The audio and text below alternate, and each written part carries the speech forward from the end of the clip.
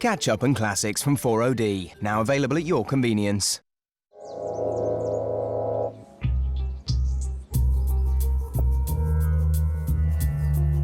What were the greatest television shows of the noughties? Answer, 9 o'clock tonight, Channel 4.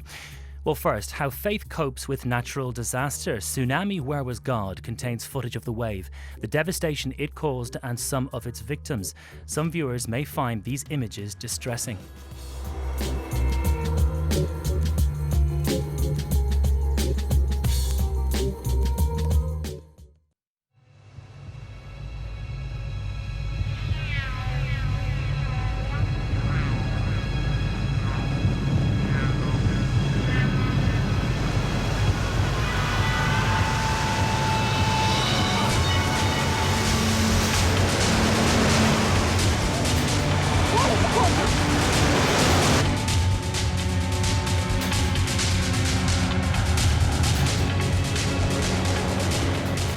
In northern Pakistan and India, 80,000 dead and millions homeless. Where was God, they cry. In New Orleans, the world's only superpower, brought to its knees by Hurricane Katrina. Was this the work of God, they ask.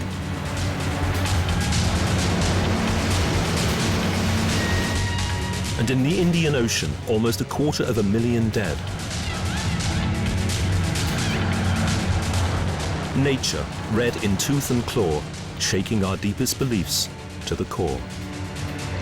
It's the biggest obstacle to religious belief, a question that has dogged men for centuries. How to reconcile natural disasters with belief in a loving and all-powerful creator. Tonight, as we remember the thousands of victims of the Asian tsunami, has God himself become the ultimate casualty?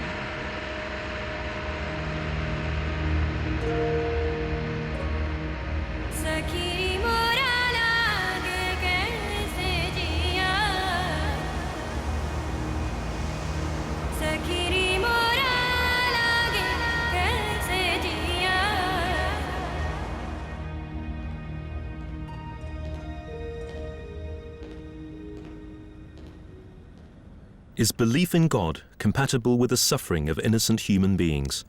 That's my question at the heart of this film.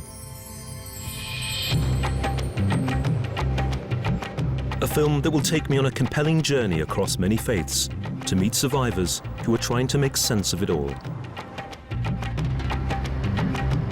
In Indonesia, people like Fadil, who lost all of his family.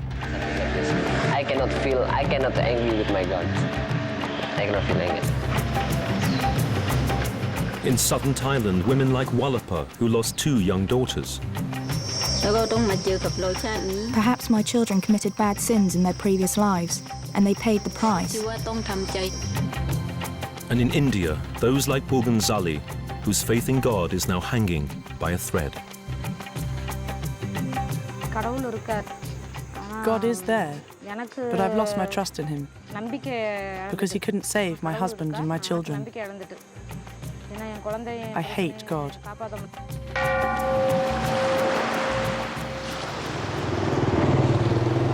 This is a journey that brings me face to face with the most distressing scenes I have ever encountered. Yet the sheer power of belief from many of the survivors is nothing short of extraordinary. They have changed the way I now think about God. My own tsunami journey began in the most serene of settings, the Derbyshire village of Grindleford. Last Christmas, I was with my parents, and I was heading back to our rented cottage after a strenuous 6-mile hike.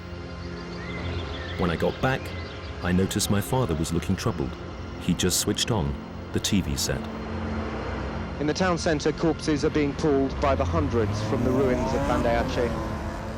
Dad just sat there in silence. Then he posed a question out loud to me that was in everyone's mind. What have those people done to deserve that?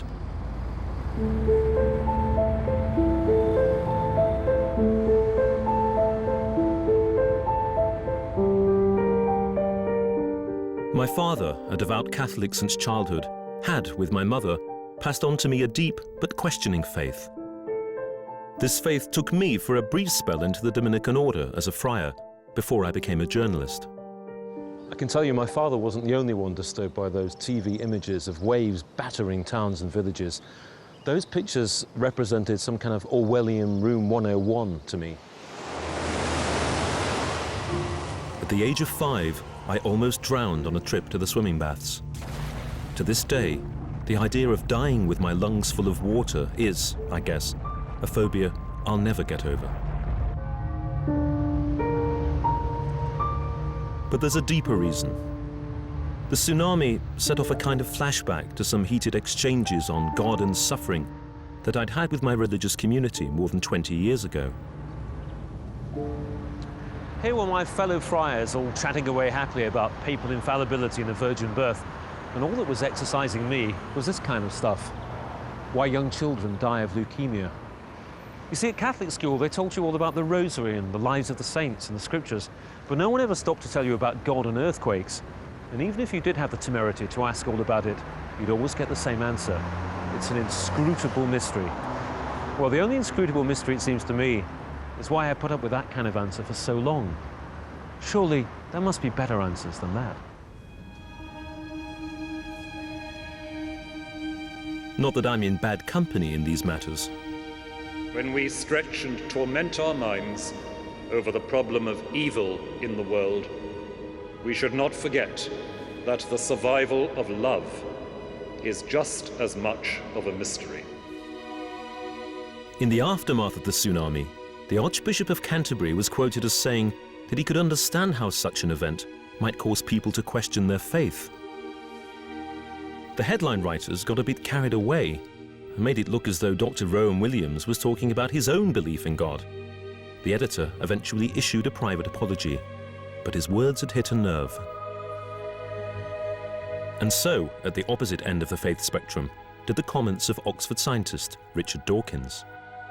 It's a kind of human vanity to think that either, as some religious people do, this is a kind of revenge of God or a warning from God or something of that sort, or to bother our heads about where was God, why was God being so evil. The fact is he's not there.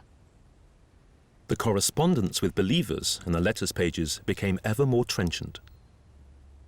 It is psychologically possible to derive comfort from sincere belief in a non-existent illusion, but silly me, I thought believers might be disillusioned with an omnipotent being who had just drowned 125,000 innocent people.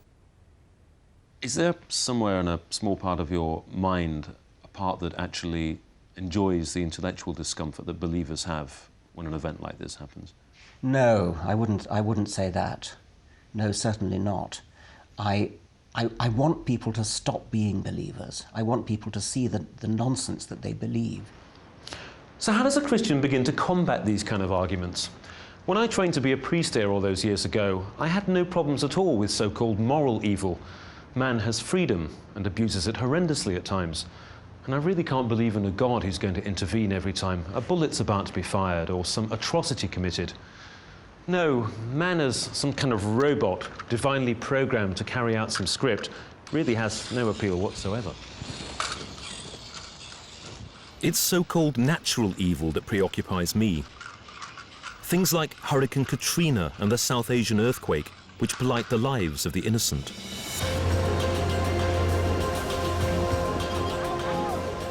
For if there is a benevolent creator who has the interests of his creatures at heart, why does the planet at times resemble a hostile minefield? The search to reconcile belief in God with the existence of evil is called theodicy, a term first coined by the 18th century philosopher Leibniz. He was an optimist who, looking at the harmonious workings of nature around him, believed we lived in the best of all possible worlds.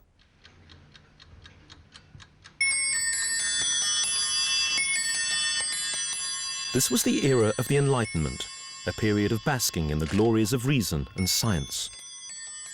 Newton's laws of physics seemed to confirm a wondrous pattern to the workings of the world. If the world resembled an intricately assembled clock, surely there must be the equivalent of the clockmaker, the creator God. Convincing reasoning, you might think, until it all goes horribly wrong.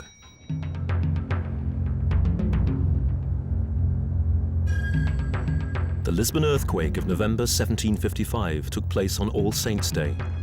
Like the tsunami, It came at a time of religious festivities and celebration. 90,000 people died. This Carmelite convent is one of the rare buildings that survived, but it wasn't just the city's foundations that were shattered.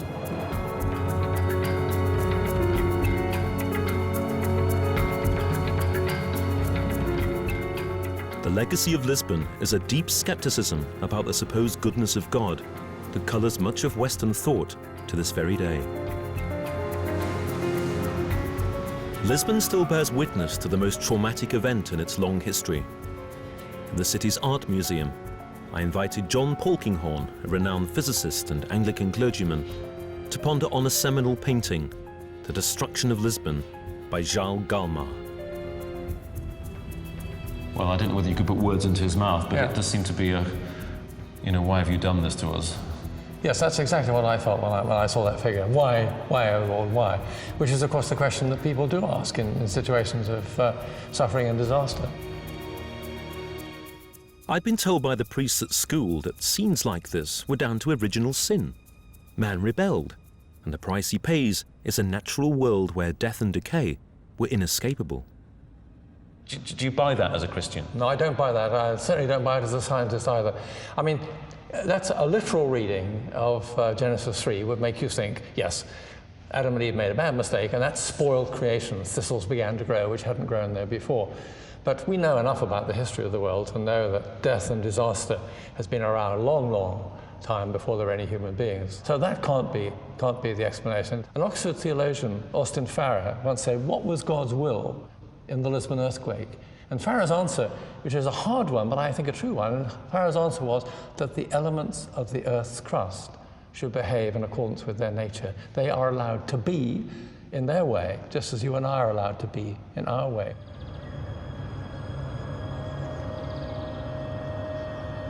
If it can't be blamed on man's frailties, then what? Is this the best that God could do? Could God have left all the bad bits out? And if he couldn't, knowing that his creatures would inevitably suffer, why did God create at all? These, for me, are the questions that really get to the heart of faith. So I've got one question. If you're a Muslim or a Hindu or a Buddhist, what's your understanding of natural disasters? And is there anything in the approach of these faith communities that can help a Christian like me come to terms with all this? This 15,000-mile journey had a natural starting point, the part of the planet that took the brunt of last year's devastation. I was off to Indonesia and the battered city of Banda Aceh.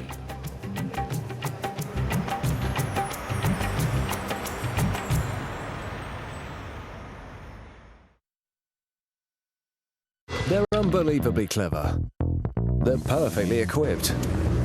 And they're after his well-guarded secret. Dive into a gripping story, full of action, money, suspense, and love. The most spectacular coup of the year. The all-new Vauxhall Astra. The Sainsbury's sale is now on. You'll find lots of fantastic homeware and stylish too clothing at up to half price. I mean, you just think about it. I mean, not just a saving, but it increases our kids' inheritance, doesn't it? No, I'm going to spend that. James Cameron's Avatar is breathtakingly brilliant. This will change cinema forever. Amazing. Like nothing else, says Jonathan Ross. This is great. Believe me, you need to see it. A full-on 5-star experience. You should see your faces. Outstanding. Avatar in cinemas now. We're going to sing your Year 8 students. We certainly are. Yeah, I'm really looking forward to that. So what about if you haven't got the money to buy something? Well, usually have my mum there and she'll usually have money. You could save it, but the other thing is you don't have to look in any shop windows. I'm going to run through budgeting with them. Lovely. And about savings. Who can tell me what a standing order is? I don't know. You don't know? Is it one that comes into your bank account? You're nearly right.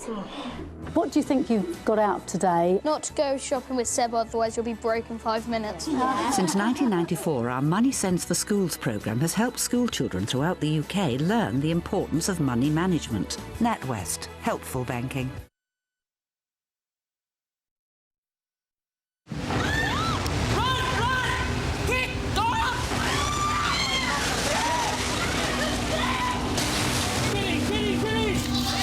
They should have been holiday videos. Instead, they captured history unfolding. Tsunami, caught on camera, Wednesday at 9 on 4.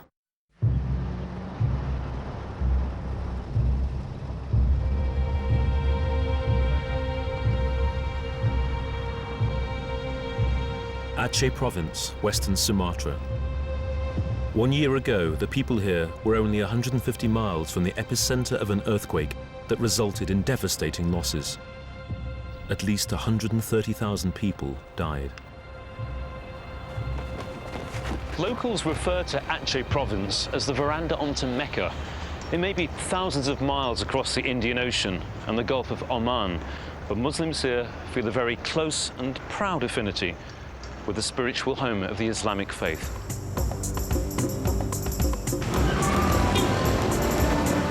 The Indonesian population of 240 million makes it the biggest Muslim country in the world, and this corner of it is the most conservative. Sharia law dominates. Religious police strictly enforce the covering of heads amongst the female population. On my first full day, my mind was a strange concoction of curiosity and dread, so I set out to see what had really happened with my own eyes.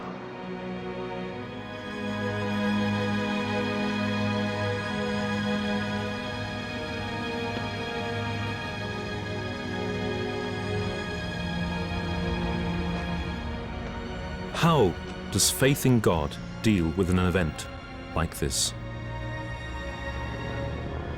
On the morning of the tsunami, Fadil couldn't have been happier. The previous day, his brother had been married. There'd been a huge party of 600 people, and Fadil was getting the wedding marquees back to their owners. The memories. I can imagine somebody run in front of my house and screaming about water is coming. So when that person passed off my house, and all my family run out my home to come to the car.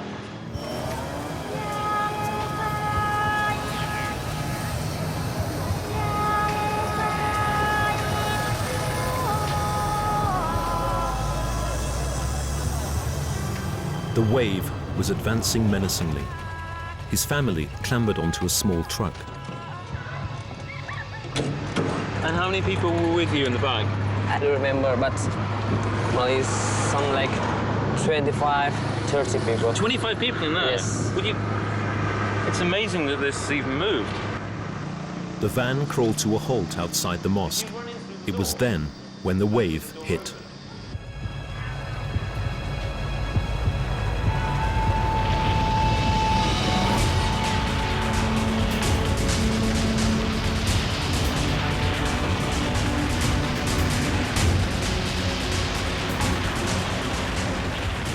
After that, when the water coming, they clean something, they take all the family until I'm stay there for alone. The last one? The last one there, because I'm hanging on so strong at my car. Fadil was swept into the nearby mosque. He was now surrounded by bodies. And then I see my sister in front of me. She hanging on with the doctor in his hands at one cable, telephone cable, something like that. And then until I see her, the doctor is left, so the doctor jatuh, something like this one. And then he let go the cable. If it wasn't for the fact that the walls of the mosque were blown out, everyone here would have drowned. This would have become a death chamber because, quite frankly, the water got to within 9 inches of the ceiling, and it was at that point that the walls just completely released the pressure of the water. The water came down and people survived. So God's house was destroyed and people lived. When I'm in water, I'm sure in myself. I know this is the end of the world. I'm sure that's why. And then when I see the sky is nothing happens, so I'm sure this is not the end of the world. So I try to save myself. I try to find all my family. Did you pray? Yes, I'm praying. What were you saying to God? I just asked to God, why this? Why this happen? Why take all my family?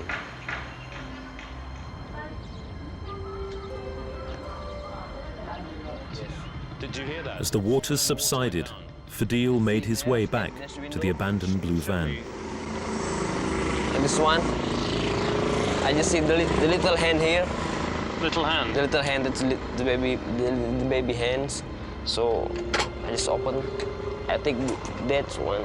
It's my cousin's. And I see the one t-shirt, black t-shirt. I think it's my mother.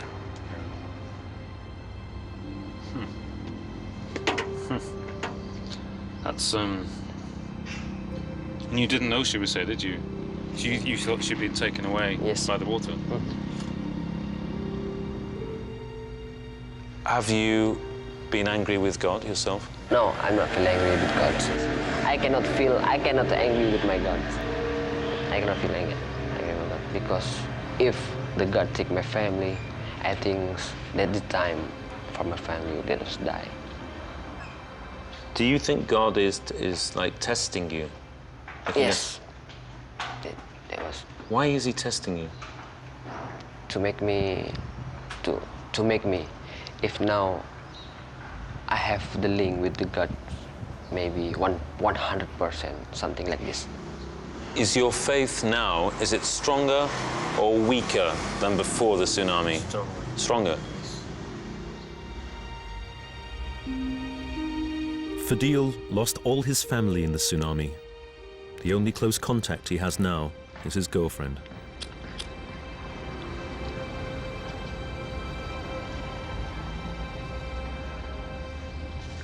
A truly remarkable man, he's now helping other survivors with the charity Médecins Sans Frontières.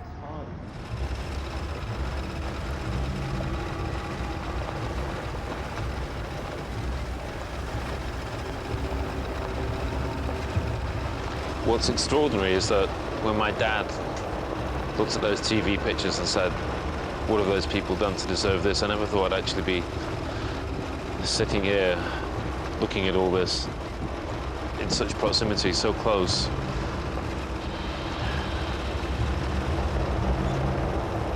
It's really eerie as well because there are so few people around. I mean, what's remarkable is the mixture of emotions it gives you. I mean, there's a kind of almost desperation you feel for the people who suffered and died, but you get these little glimpses of optimism. You get the odd house just standing there, and there's actually people living in these isolated structures.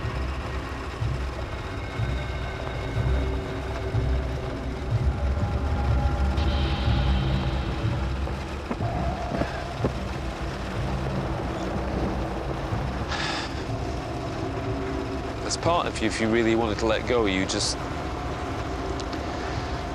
start to cry. But maybe you don't do that on TV because it's not a kind of thing that a macho reporter does. You know, you get these guys strolling around in their khakis looking all authoritative and they know what they're talking about and they're on top of the situation, but that's not how I feel now.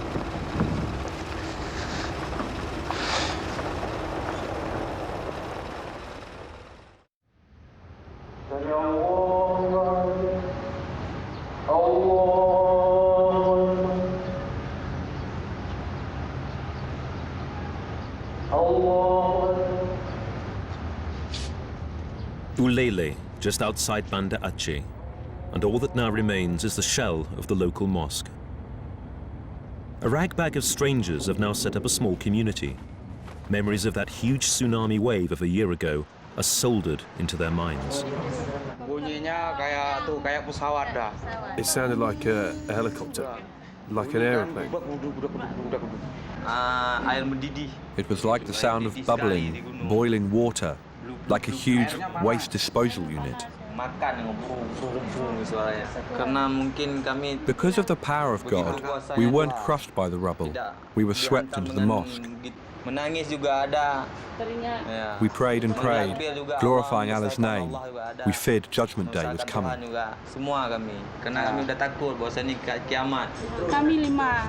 We were 5, and I'm the only survivor. I lost 2 children, my husband and my mother. Why did God allow this to happen? God did this because He loves us. He didn't want us to wallow in our degeneracy. It was a lesson to us. God didn't want us to become complacent. These people shock me by their crude understanding of a God who kills thousands so that survivors may be chastened, but also by their unwavering trust.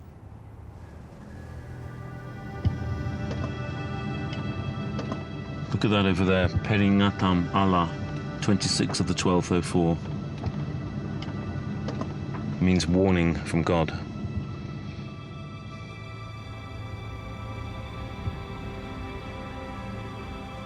If it had been a warning from God, as many of the religious zealots had said, what exactly was God meant to be taking issue with?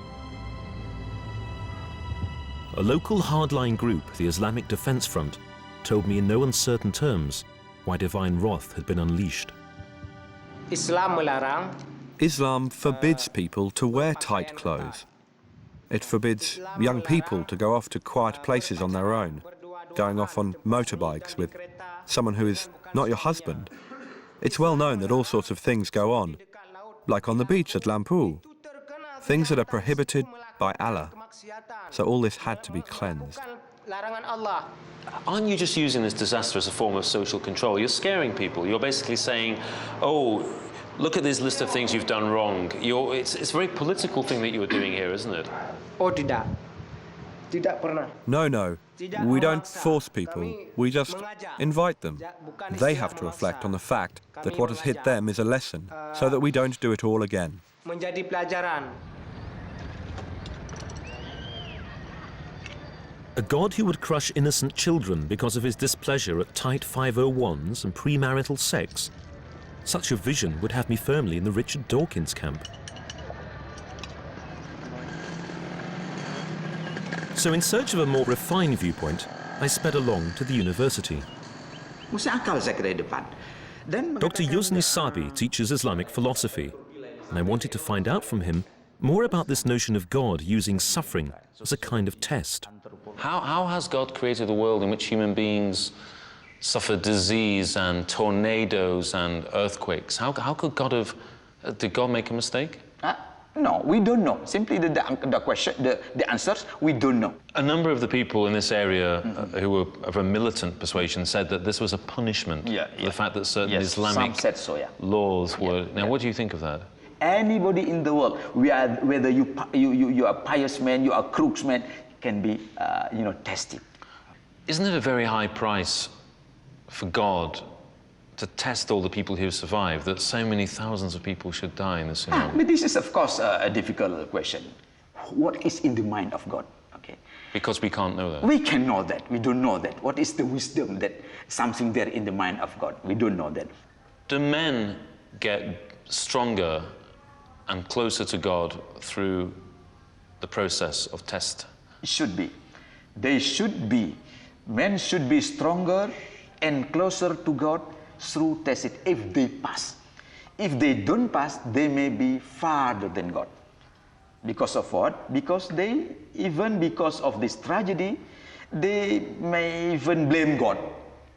You are not just. But your words are very interesting. I mean, it sounds like a bit of a driving test. You know, that God is a big driving instructor, and you have to pass or fail. I mean, how do you sell religious faith with that kind of approach? We are being tested by God. This is the very meaning, actually, of the suffering. Being tested. If you pass, you got higher.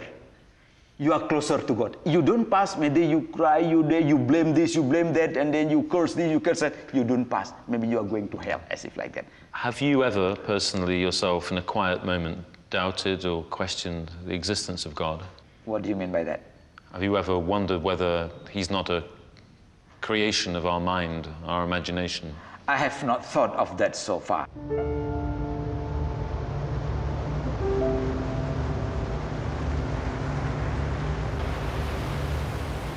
He hadn't invoked the curse of the tight Levi's, but it seemed there was not an awful lot of difference between this man and some of the hardliners.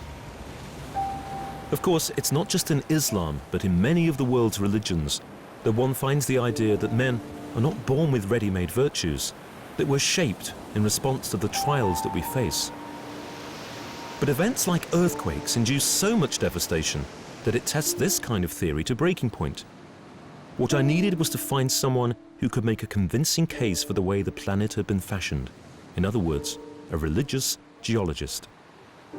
Dan di sini mantel. This is the mantle where magma activities take place.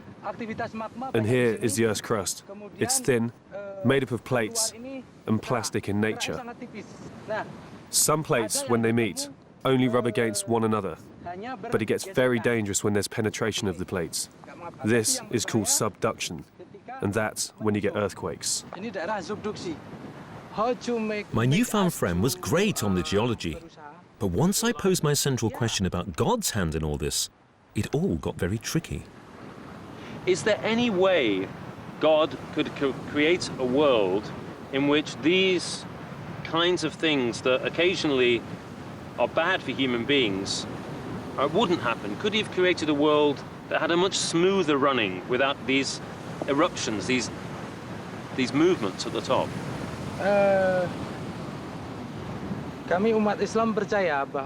Muslims believe that God has made the world as it is in accordance with the needs of the human race. Of course, these disasters have already been mentioned in our holy book.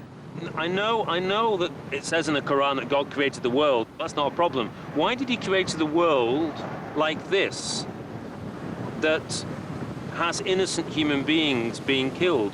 I'm asking you as a geologist, is it possible to have a different design that allows the world to run more smoothly so you have fewer human deaths?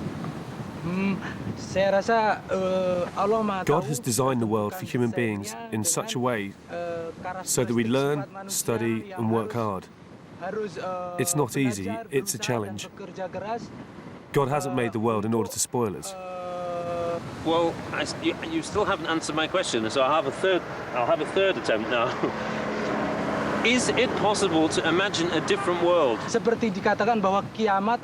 it is said, whatever happens in the end, the apocalypse will come.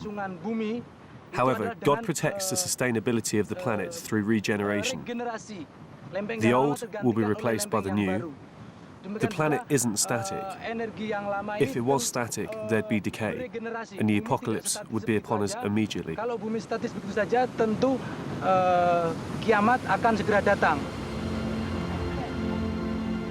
This guy wasn't being deliberately obstructive. It was simply a dialogue of the deaf. I suspect that his Islamic view of God, a God who is transcendent, all-powerful and inscrutable, is a view where God does not have to explain himself to his restless subjects. There was no other option but to take solace on more familiar territory, and that meant finding the local Catholic priest.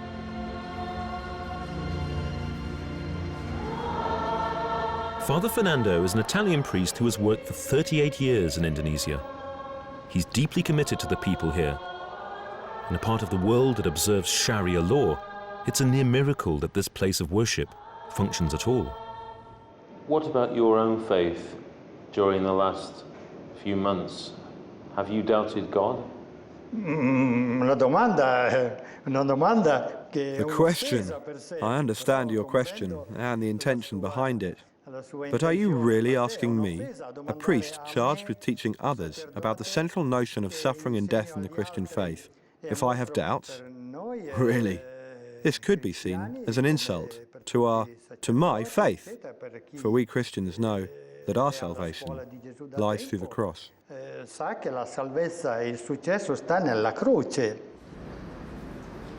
It seemed to me that some of that Islamic muscularity had rubbed off on Father Fernando. So what did he make of the Muslims' incredibly stoic response? What word would you choose? La rassegnazione. Which means in English? To be surrendered to the will of the Lord. I admire their faith, but the value of this faith is diminished by the fact that they have reached this statement not through their own experience or choice. They have received this statement by the Muslim authority and they repeat it. Now just the long, painful task of clearing the rubble and of rebuilding the towns and villages.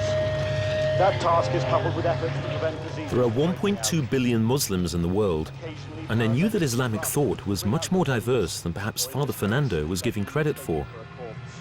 In Iran, for example, the 2003 earthquake in the city of Bam prompted huge soul-searching from this poet.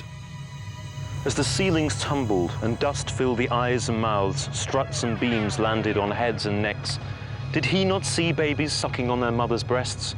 Did he not see shy new brides climbing into their nuptial beds? Did he not see flocks of faithful in nocturnal prayers? Did he not see feverish bodies dreaming of good health?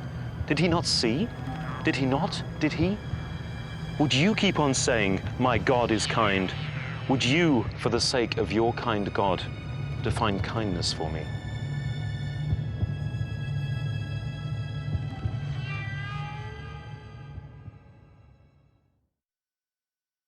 Look how much the insurance has gone up this year. What'll we do? Go compare, go compare. Don't get mad, don't be had, go compare. It's very boring when costs are soaring. Sounds good to me. So you thank your stars that you went to Go Compare.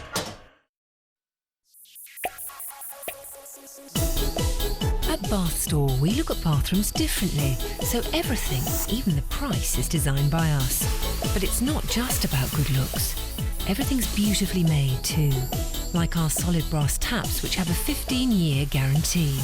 And right now, there's up to 50% off in the Bath Store sale. See bathrooms as we see them at over 160 stores nationwide, or at bathstore.com. Yeah, gonna have to reschedule. I bet you would. Tony, well, I'm at work now, so I... How much? I know how you like your muffins. Well, if you ask me, Stephanie. Sudafed Congestion and Headache deals with the cause of congestion and also relieves your headache. So you play Wii in pubs, which is a great idea, I have to say. It gets like a really good atmosphere going. It's dead sociable. Wii pub nights could take over from karaoke, I think, definitely. You haven't got a good singing voice, you know. Which we haven't. Now you've got the Motion Plus, it's really sensitive. It's amazing. So much more control over what you're doing. You find that when you're sword fighting, the extra sensitivity helps you bash people on the head. So who's the best at table tennis? Hannah, fancy challenge? Go on then, come on. Show no mercy, Jack. Get over, go on. That's it. Find out who won this Wii Sports Resort Challenge at enjoynintendo.com. It's easy to use and it summarises the different types of insurance you can get for your home.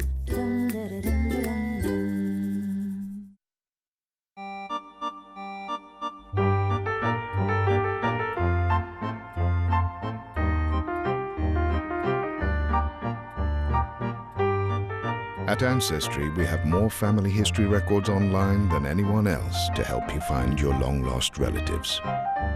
Start by filling in what you know, then see who you uncover. Ancestry.co.uk. Who will you discover?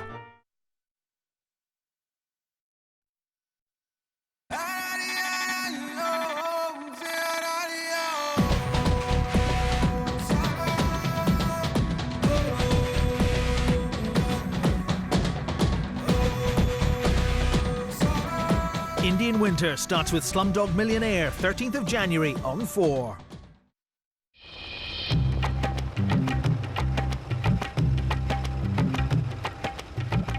My search to reconcile belief in God with natural disasters like the tsunami of a year ago was revealing in Banda Aceh a stoic faith that saw death and destruction as evidence of God's ways with men. Some 10 miles outside of the town lies a makeshift orphanage, now home to 163 young boys. Half of these youngsters lost both parents a year ago.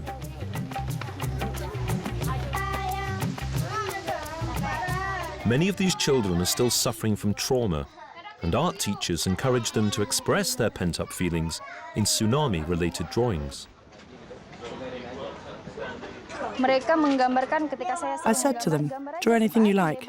At first, they only drew red and black colours on the paper. When I asked them what it was, they said it's blood, mixed with tsunami water. Maybe the reason they draw so many mosques and images of the landscape, such as mountains, is because on the day when it happened, that was all that was left. I'm convinced that without faith, many of these children would have lost their minds. This boy, Shukrullah, is the only remaining member of his immediate family. Did you cry afterwards? Sometimes when I was alone, I did. I cry because of my past. I remember my sins. Too many. And I know that Judgment Day is closing in. It's like a test from Allah, because we have done many sinful things, and so we are tested. It's up to us if the tsunami changes our lives or not.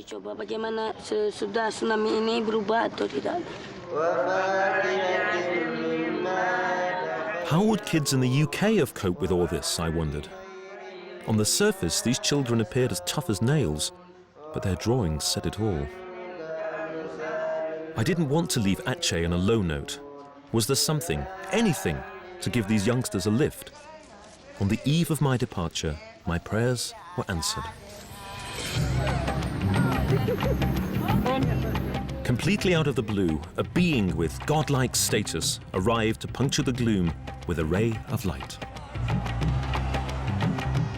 A melee of fired-up kids were turning out in the hope of glimpsing Man United superstar Cristiano Ronaldo.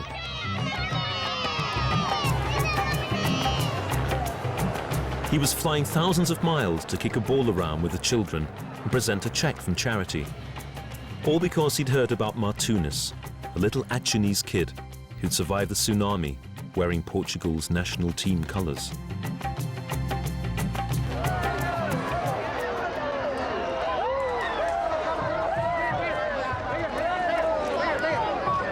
Ronaldo finally arrived and did his best to run the gauntlet and make his way out onto the pitch. After just a few minutes, it was obvious that no one was taking control. The crowd wasn't budging. It looked like Ronaldo was worried about his security. In the ensuing chaos, the Portuguese star forged his way back to the coach, leaving the soldiers to ponder where it had all gone wrong. Back on the coach, a few hasty photo ops for the press, and after precisely 36 minutes at the scene, off he went.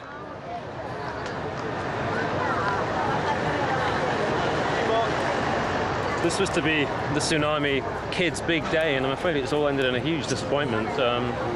He had about 7 minutes on the pitch. The irony is, this is a military installation. This place is actually the preserve of the local army, and yet they just were unable to control the crowd.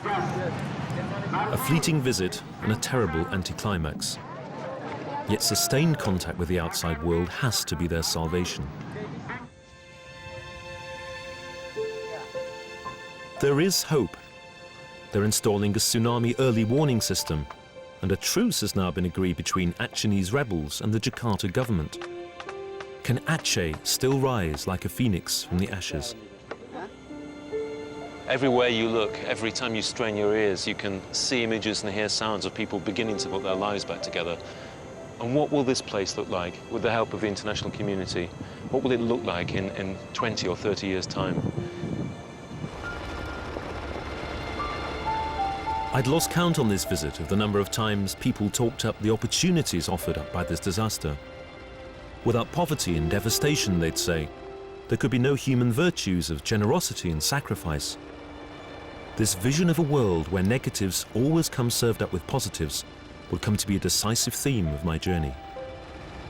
That's certainly the thought of one Muslim poet, a Tunisian called Al-Qasim al-Shabi.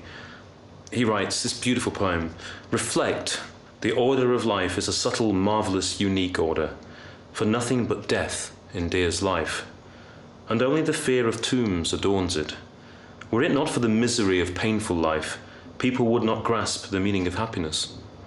Whomever the scowling of the dark does not terrify, does not feel the bliss of the new morning.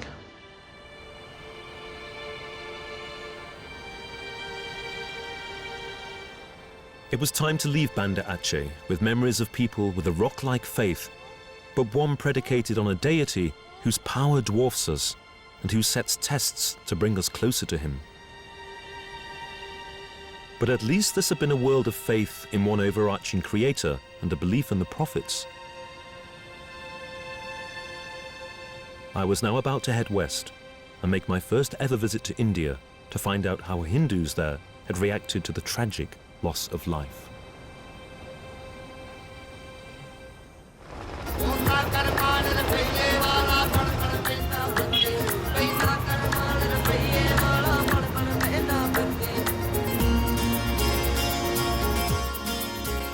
I'm in Tamil Nadu in the southeast of the country, the area that was most devastated by the events of last December.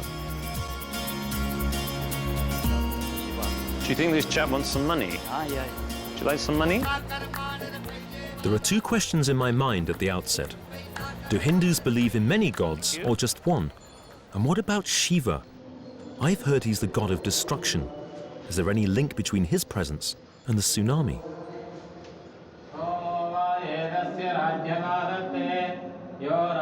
I needed some help in this most unfamiliar of worlds, so I was joined by Professor Bhaskaran, a local Shiva expert, and the first thing he wanted to show me was a religious ritual.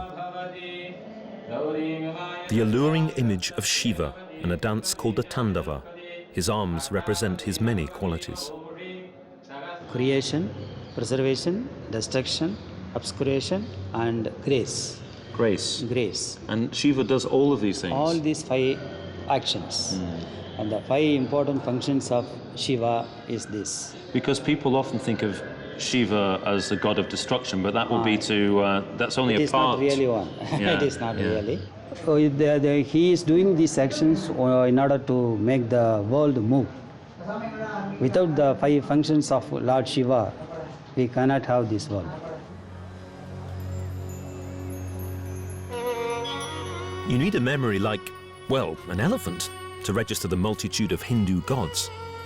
This is Ganesha, son of Shiva, who's meant to help you surmount life's obstacles. But although it all looks polytheistic, a religion of many gods, the deeper you dig, the more these gods are funneled into one spiritual essence. It is a polytheistic, but above that polytheistic, all the Hindus are having some monotheistic idea also. And that's why they are having separate supreme being. Other than the family gods and other village gods, they are having their own supreme power. But if there is a supreme force that underpins everything, there's not really an equivalent of the Judeo-Christian creation narrative, a God who creates matter out of nothing. For much of Hindu philosophy, the universe is eternal. There's no one to blame for the harsher aspects of existence. There's simply a fact of life. What man has to do is realize he's part of this huge web. Every plant, animal, and person partakes of the eternal spirit which underpins the whole cosmos.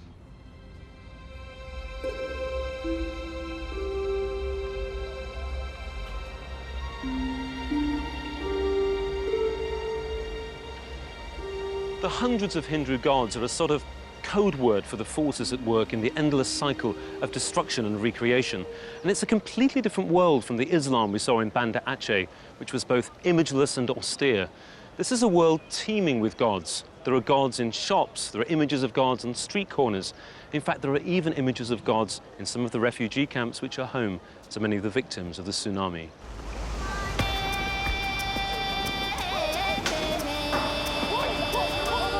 15,000 people lost their lives off the coast of Tamil Nadu. The waves uprooted lives and homes. Refugee camps now abound. Just outside the town of Nagapattinam, I met Ramai. On the day of the tsunami, she was away from home, working as a cleaner.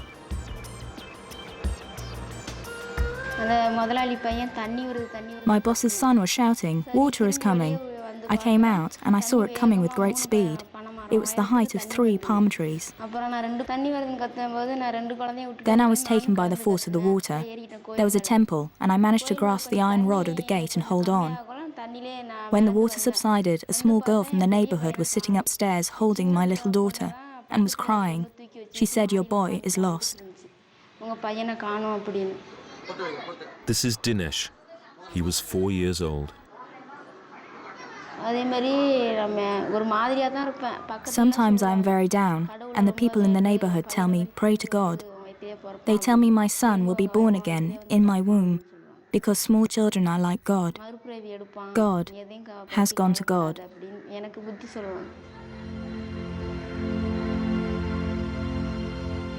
God has gone to God. Ramai appeared to be comforted in her loss by a deeply held belief that we all have a sense of the divine dwelling within us. It's a view of the world summed up in one of Hindu scripture's most famous tales. A pupil asks about the relation between man's soul and his material existence. He's asked to add salt to a glass of water. "Where's the salt now?" he's asked. "It's disappeared," comes the answer. But when the water later evaporates in the heat, the salt reappears.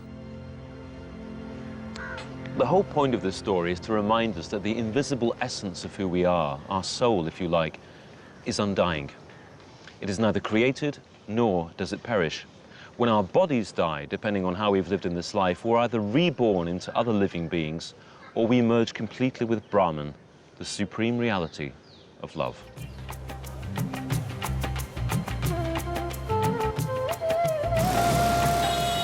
Many Hindus, like Ramai, are brought up on stories like this that place individuals within a much bigger cosmic picture. If we're all vehicles of indestructible spirit, I guess it explains why Ramai was much less likely to see herself as an individual victim singled out by fate. The question, "Why me?" simply didn't occur to her. Many people have died in the world, and my boy is one of them. So I'm not angry with God. God has created, and God has taken away. I see many children around who look like my son. So I think God has shown me these children for a purpose, and I see Him in them.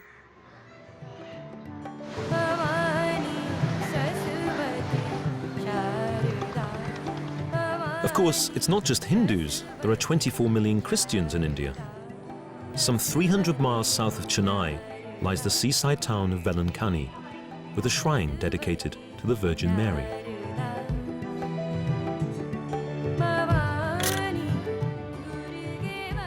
The story goes that in the 17th century, a group of Portuguese sailors were caught up in a dramatic storm in the Bay of Bengal. They began to pray to the Virgin Mary for help and promised to construct a church in her honor. The storm then dramatically subsided. The sailors came safely home to shore, and thousands of pilgrims have been coming here ever since. On Boxing Day last year, completely out of the blue, a huge wave thundered its way in the direction of the shrine.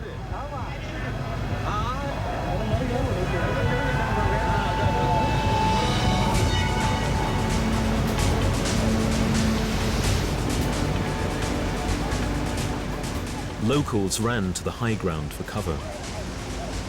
Father Saviour, the principal in charge, suddenly found his basilica transformed into a sanctuary. Did people come running to the church? Yeah, they all rushed inside and they're saved. Really? They're all saved inside. How many were in there? Yes, yeah. Over here, there's no danger here. So only when you go to the other side of the sea, only there is a danger. Never in all his years of working alongside the poor and destitute had Father Xavier seen such overpowering images of carnage.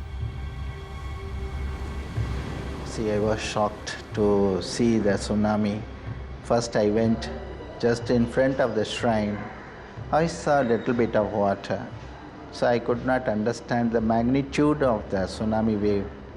But after 10 minutes, I saw the bodies all floating this way and that way. Then only I could imagine what a calamity had taken place. Really, my faith was not shaken, but I entrusted everything to our Blessed Mother. Would you say that many people came to you and were asking, where was God and why did he allow this to happen? It's only people like you, media persons, they come and ask me. But the people who underwent death, their relatives, when they come with a resigned heart. See, God's love is immense. Especially the life of man is something wonderful. And God, after creation, finds everything good. You say that God looked at what he created and saw everything was good. Why did he create a world with earthquakes and natural disasters? I see you want to make everything perfect from your viewpoint. The suffering or such calamities are not the end of everything for him. In a 20-minute conversation with him, I had piled on every awkward question I could think of about God and evil, and there'd been nothing especially new in his words. But he had disarmed me. Some of these individuals with their faith, and it's so much stronger than the faith I have, there's something at the core of who they are that doesn't get communicated by the words, the things that they say. They emanate a presence which is so much more powerful than mere words, and I'm just beginning to understand that the intellect really does have its limits. It has its role, but my God, it has its limits.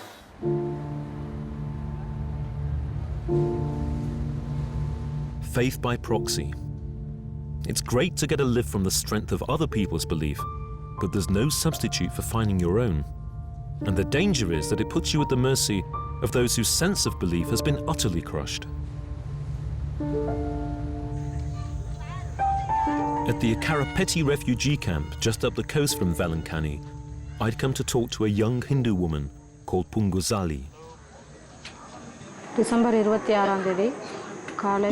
On December the 26th, on that Sunday morning, at 9 o'clock I went out to fetch water. People were shouting and told me to run away. My husband and children were elsewhere, in our shop, taking care of the business. Then the water swept me onto the top floor of a nearby house. I fell unconscious. When I came to, they had laid my husband down next to me. He was foaming at the mouth. He died on the way to hospital. Then, at around midday, I finally saw my children. They were dead. My children were young. I had wishes that they should become doctors or high-ranking administrators. But all my wishes had to be buried in the soil.